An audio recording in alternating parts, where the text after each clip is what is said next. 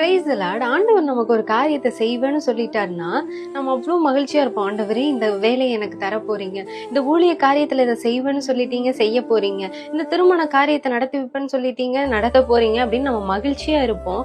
ஆனா அந்த நேரத்துலதான் அநேக மனிதர்களும் பிசாசானவனும் அவ்வளோ தடை பண்ணுவாங்க.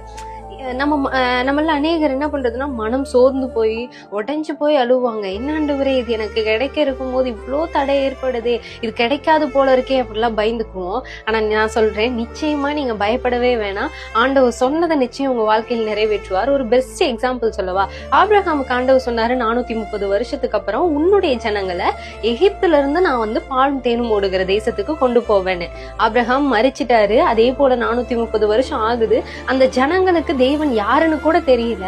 ஆனாலும் அந்த ஆபிரகாமுக்கு சொன்ன வார்த்தையினால அந்த ஜனங்களை தேவன் சொன்ன வார்த்தையின்படியே அந்த கானான் தேசத்துக்கு கொண்டு போய் விட்டார். அதை கண்ணால் பார்க்கிறதுக்கு ஆபிரகாம் இந்த பூமியில இல்லாத போதிலும் தேவன் கொடுத்த வார்த்தையை நிறைவேற்றினார். அது போல உங்களுடைய வாழ்க்கையில இப்படியாப்பட்ட வாக்குகள் ஆண்டவர் கொடுத்திருந்தார்னா எத்தனை தடை இருக்கட்டும், கொஞ்சம் கூட அசராதீங்க.